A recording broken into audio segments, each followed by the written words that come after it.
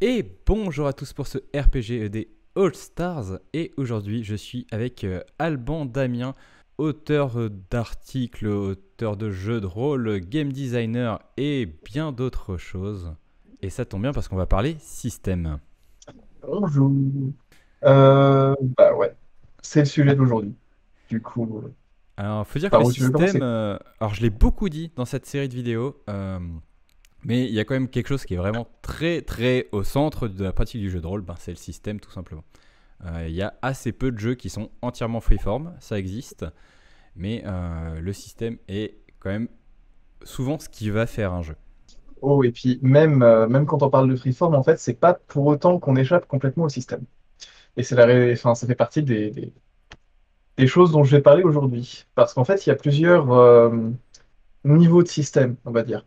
Si on écoute La Forge, par exemple, La Forge, c'est des théoriciens américains qui ont bien poncé le sujet. Ça fait partie des premiers, en fait, à avoir fait de la théorie sur le jeu de rôle. Le système, il dépasse le simple système de résolution, à savoir ce qui me permet de décider de comment une action, comment on va entériner ou pas l'avancée d'une action dans un monde imaginaire pour lequel nous, en tant qu'individus, on n'a pas vraiment de place, seulement nos avatars, nos personnages. Et ce que la Forge dit, par exemple, c'est que le système comprend le contrat social d'origine. Donc, toutes les informations importantes de la partie, comme sur quoi elle va être centrée, sur quoi est-ce qu'on s'amuse ensemble. À l'inverse, si on écoute des théoriciens plus récents, comme Frédéric Sintès, qui est un théoricien français, on se rend compte que le système, il peut aller encore plus loin. Parce que à partir du moment où on doit évoluer dans un environnement fictif, on a besoin de systèmes et l'univers lui-même, en fait, peut être considéré comme un système. Donc, même avec du freeform, dans cette vision du jeu de rôle, on n'échappe pas au système, on ne peut pas y échapper. Du coup, moi, ça me fait penser souvent, enfin même, je pense systématiquement, que ce soit en tant que maître de jeu ou même en tant que joueur, on a tendance à s'approprier le système et après à y retoucher. Et au final, le système, même si c'est censé être quelque chose de générique, c'est quelque chose qui est très personnel en fonction de celui qui va l'utiliser. Déjà, les systèmes génériques, effectivement, ils existent. Ils sont conçus pour être appliqués à plein d'univers différents, comme par exemple le système Salvage World. Et du coup, ils vont être faits pour se décliner. Mais donc ça existe, il y en a. C'est aussi le cas du système REF qui est promu par la FJDR, par exemple. On a quelques exemples, ou le système D6, ou le système D20. Bref, on en a des systèmes génériques. La question de l'appropriation du système, effectivement, le milieu rôliste est particulièrement rempli de hackers, c'est-à-dire de gens qui vont s'approprier un système. Et après, il y a des systèmes qui s'y prêtent plus que d'autres. Par exemple, le DK système, il est réputé pour être facile à personnaliser et pour même donner des clés de personnalisation, pour donner des éléments, enfin, à ceux qui le lisent, de se l'approprier. Il y a des systèmes qui sont globalement plus compliqués à hacker parce qu'ils sont conçus spécifiquement pour un univers. Et là, ça devient vachement intéressant, en tout cas de mon point de vue de game designer, parce que les imbrications entre l'univers et le système peuvent donner des choses vachement intéressantes. Après, c'est vrai que Euh, dans ce que tu disais, il y a des systèmes par contre qui sont prévus presque à la base pour être hackés. Je pense notamment au système Forge in the Dark ou les PBTA qui dès le début ont été pensés tenez, ça c'est mon système, je m'en sers pour mon jeu, mais faites-en ce que vous voulez. C'est fait pour développer autour de ça, alors que ça reste des jeux quand même qui sont assez ciblés. le faites-en ce que vous voulez, appropriez-le vous, c'est quelque chose qu'on retrouve depuis très longtemps dans les manuels de jeux de rôle en mode ceci n'est qu'une proposition. Les jeux qui donnent des clés effectives pour le modifier à sa sauce, c'est beaucoup plus rare. Et en fin de compte, à part le DK System et les PBTA, j'en ai pas d'autres exemples en tête. Et c'est pas dans la même perspective. C'est-à-dire que le DK System, il va chercher à vraiment donner des pistes pour hacker, pour se hacker lui-même. Et il va te proposer des règles en mode, si jamais vous faites comme ça, alors vous allez avoir tel effet. Ce qui, voilà, donc il y a une réflexion de game design qui est transmise aux gens qui s'approprient le jeu. Dans les PBTA, ça tient à l'organisation du bouquin. qui est rempli de plein de petites anecdotes un peu partout pour le fonctionnement du système. Et du coup, bon, outre le fait qu'on peut passer à côté de certains de ces éléments et donc faire un hack involontaire, ce qui est tout à fait possible, on comprend aussi assez facilement les ficelles qui sont derrière, parce qu'il y a beaucoup d'explications sur les PBTA. Et changer les moves, par exemple. Donc les PBTA, s'il faut en faire une présentation courte, c'est un jeu dans lequel les actions des joueurs sont limitées par ce qu'on appelle des moves, donc des actions stéréotypiques à un type de personnage. C'est un Vraiment, bon résumé. résumé succinct. Et ce qui est intéressant, c'est que dans les PBTA, le MJ lui-même peut être considéré comme un joueur qui a ses propres moves. C'est pas systématique, mais c'est assez fréquent.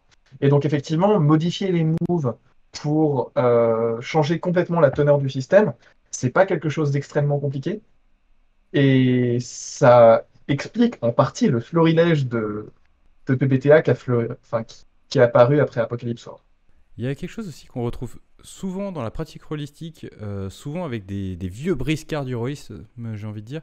Euh, le fait de ne pas aimer le système qu'un jeu propose et du coup d'utiliser un système totalement différent ou un système maison histoire de vraiment jouer au jeu dans l'univers dans lequel il est proposé mais d'y jouer différemment. Donc créer une expérience de jeu différente en modifiant, Ouais. voire en changeant entièrement le système tel qu'il avait été pensé à la base. Alors, même sans penser au vieux Biscard, comme tu dis, il y a pas mal d'exemples dans le commerce qui se trouvent. Genre, si on prend juste la licence Cthulhu, il y a au moins 30 déclinaisons sur du Cthulhu.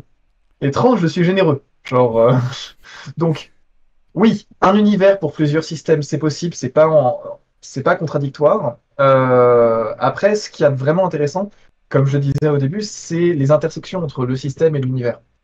Par exemple, faire jouer du Cthulhu sans avoir une règle de santé mentale, soit on va vite tourner dans du pulp, soit on va passer à côté d'un élément fondamental de l'univers. Ou alors il faut le représenter autrement, ce côté dégradation du personnage, en particulier dans sa rationalité et dans la folie. Cette appropriation du système, ce hacking, oui, ça a tout à fait sa place. Et je pense pas qu'il faille opposer lore. Enfin, si je pense que opposer lore et système, c'est une erreur. Dans le même temps, les dissocier pour les remixer d'une autre manière, ça peut être tout à fait intéressant. Alors du coup là on a parlé pas mal des gros jeux, on a parlé des hacks, etc. J'ai envie de me pencher un tout petit peu sur le côté de la scène alternative où on a là au contraire des jeux qui peuvent tenir en une ou deux pages Ouais. et du coup avec un système de jeu qui est centré sur la possibilité de faire une seule chose qui va mettre en avant cette chose en particulier et tout le reste va se régler de façon narrative. Donc vraiment là où on a le système de jeu qui est au cœur du jeu et on ne peut pas du tout en déroger parce que sinon le jeu ne fonctionne plus. Oui et non. Alors, il y a des propositions, effectivement. Enfin, sur la scène alternative, il y a un certain nombre de jeux qui fonctionnent selon la description que tu en fais. Je pense par exemple au Force the Queen, à tous les hacks de Force the Queen. Mais là encore, tu vois, il y a plein de hacks sur Force the Queen. Donc, même des jeux qui tiennent théoriquement d'une page peuvent être développés, hackés, retransformés. C'est pas une incompatibilité. En fait, ce qu'on garde en fin de compte, c'est la boucle de gameplay. C'est la manière dont le jeu tourne. Et enfin, l'un des reproches que fait par exemple la cellule à ce genre de jeu, c'est qu'on va se retrouver avec des parties qui se ressemblent beaucoup de l'une sur l'autre. Parce que comme on a la même boucle de gameplay, on se retrouve avec des parties qui vont dans le même sens. C'est un jeu qui est conçu pour jouer un type de situation, par exemple, effectivement, dans ce cas, on va toujours jouer ce type de situation. Ça paraît complètement logique, c'est même dans l'ADN du jeu. Alors je te dirais que cela dit, ça dépend aussi des jeux, parce que autant oui, c'est vrai que pour les forces de drama, c'est toujours une situation très précise, Mhm. mais on a quand même des jeux qui font abstraction de ça en proposant en fait de créer un setting de départ qui va être totalement différent et qui va changer l'ADN et les codes du jeu au fur et à mesure. Donc ne serait-ce que par exemple jouer dans un univers fantastique, dans un univers réel, etc., sachant qu'on est toujours sur les mêmes mécaniques. Euh, on a dans ce genre-là, je pense à Icarus, où on raconte la chute d'une cité. Donc ça peut être aussi bien la première cité de la création à l'âge de pierre, comme une cité ultra futuriste dans un univers alien où on va jouer des plantes qui faire des choses comme ça. Donc même si on est toujours sur la chute de la cité, on aura plus ou moins des événements. On reste quand même, enfin on a quand même ces parties qui vont être très différentes les unes des autres, parce que le setting va changer, même si le système au cœur du jeu reste le même. Alors là, tu touches à ma formation de narratologue qui vient de notre vie, et effectivement, c'est ce qu'on appelle des matrices interactives, donc des types de situations génériques qui se retrouvent et qu'on va pouvoir interpréter, enfin, qu'on va pouvoir décliner. Mais au fond, on a bien une seule matrice interactive ici, la chute de la cité. Ça retire pas la richesse du jeu, effectivement. C'est une proposition narrative à ce stade, et il faut voir dans quelle mesure le système permet de la nourrir ou de l'alimenter. Et bien sûr, ces bons mots, il est déjà temps de nous quitter. Merci beaucoup d'avoir pris le temps de partager avec moi autour du système. Bah de rien. Et Merci à toi de m'avoir proposé de venir. mais de rien. Et à vous qui nous regardez, je vous dis à demain.